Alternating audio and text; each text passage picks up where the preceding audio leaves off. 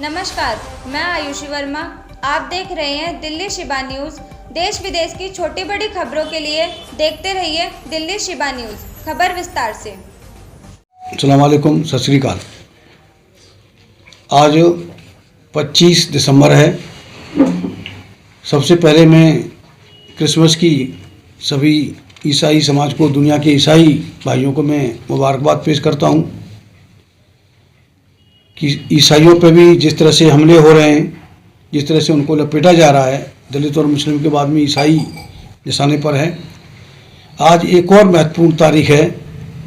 आज के ही दिन 25 दिसंबर 1927 को बाबा साहब ने मनुस्मृति जलाई थी। तो मनुस्मृति जलाने का मतलब था कि ब्राह्मण राज का खात्मा, ब्राह्मणवाद का खात्मा।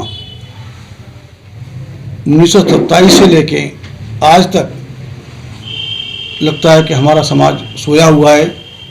बाबा साहब की बात पे उतना गौर नहीं किया, और जो लोग सत्ता के गलियारे में भी नहीं होने चाहिए, सत्ता से दूर होने चाहिए, आज वो सत्ता के अंदर बैठ के हम पूरे दलित और मुस्लिम समाज की मतलब सत्यानाश पे तुले हुए हैं।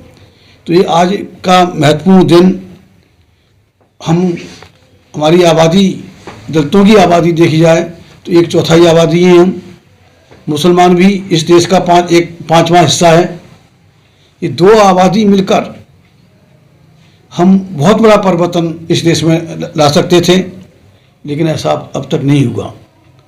लोगों को, हमारे लोग कहीं न कहीं सत्ता पक्ष जो भी रहा है, जो 10% है, जो इस देश में सवर्ण हिंदू 10% है, वो डेमोक्रेसी के हिसाब से उसे आज कहीं भी नहीं होना चाहिए, किसी भी तरह से नहीं होना चाहिए। और जो दलितों में दलित हैं, आज भी उनकी स्थिति दयनीय है। बेशक मैला ढोना, मैला उठाना का काम कानूनी तौर पर बंद हो चुका है, लेकिन लगभग आज भी वो लोग वही काम करने के लिए बाध्य हैं। तो ऐसे इस मौके पर हम लोग, अम्बेडकर समाज पार्टी खास तौर से, हम लोग चाहते हैं कि एक जो दलितों में भी दलित हैं, हमारा वाल्मीकि समाज को अपलिफ्ट किया जाए। दलितों में और भी जाति हैं, चमार, जाटव और तमाम लोग हैं, इनको तो मौके भी मिले और वो लड़े भी इसके लिए, लेकिन वाल्मीकि समाज हमारा वहीं के वहीं पिछड़ा हुआ है। तो वाल्मीकि समाज को आज तक मतलब यहाँ भी दिल्ली में देखें, संदीप वाल्मीकि को मंत्री बनाया और उल्टे सीधे आरोप लगा के उनको हटा दिया गया।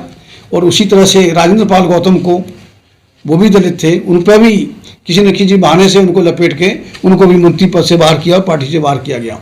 तो ये ब्राह्मणवादी नीति का शिकार हमारे लोग बराबर हो रहे हैं। तो ऐसे हालात में हम खास तौर से दिल्ली में वाल्मीकि समाज की आबादी करीब 15 लाख है। वाल्मीकि समाज की आबादी 15 लाख के करीब आबादी है यहाँ पर। और जो वैश्य समाज है, मुश्किल से 2-2.5 लाख के आसपास भी नहीं है। तो 2-2.5 लाख आबादी का व्यक्ति मुख्यमंत्री बनता है, और 15 लाख की आबादी तमाशबीन बनी है, सड़कों पर झाड़ू लगाने के लिए आज भी मजबूर है। तो इसलिए हम लोगों ने सोचा, खासतौर से हमने अपनी राष्ट्रीय कार्यकारिणी की बैठक बुलाई, उसमें तय किया कि हम दिल्ली से शुरुआत करते हैं, और दिल्ली में 24 के बाद में 25 में तुरंत ये अगला इलेक्शन होगा। और उसके लिए हमने वाल्मीकि समाज से, भाई जो आप रिटायर अफसर हैं, वो उससे इंडियन ऑयल कॉरपोरेशन से भाई दिलीप वाल्मीकि जी, इनको हमने बतौर मुख्यमंत्री कैंडिडेट हम लोग यहाँ पेश कर रहे हैं। और बड़े पैमाने पर आप सभी साथियों के सहयोग से इसका प्रचार प्रसार भी हम करेंगे। और अगर ये 15 लाख वाल्मीकि समाज की समझ में आ गया कि हम भी इस देश की राजधानी का राजा बन सकते हैं, इस देश का राजा बन सकते हैं, तो हो सकता है ये चमत्कार भी हो सकता है।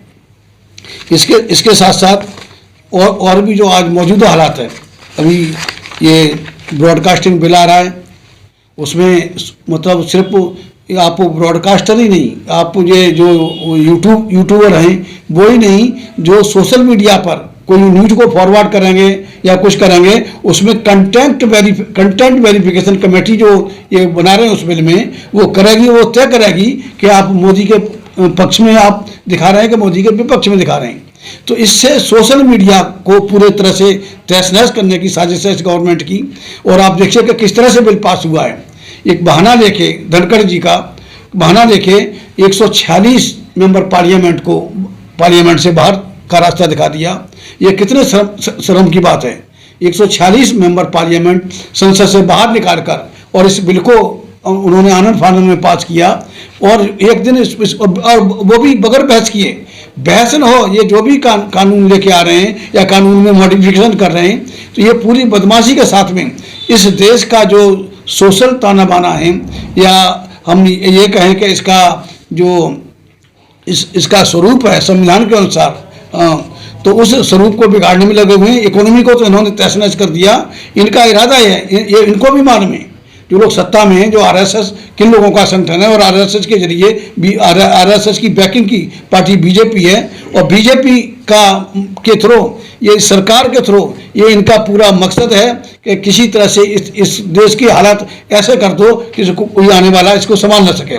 लेकिन हमारे लोग जो पॉलिटिकल पार्टी है, खासतौर से मैंने 16 लोगों को इसमें अगस्त में लेटर लिखा। 12 अगस्त को मैंने लेटर लिखे, रजिस्टर्ड डाक से भी भेजे, किसी का भी रेस्पॉन्स नहीं आया। इसमें ओवैसी साहब हैं, मायावती हैं, रामदास जो प्रकाश राव अम्बेडकर हैं, और भी तमाम हैं, मोहम्मद सुलेमान साहब हैं, 16 बाबन इस्लाम की पार्टी को भी मैंने सबको लेटर लिखा।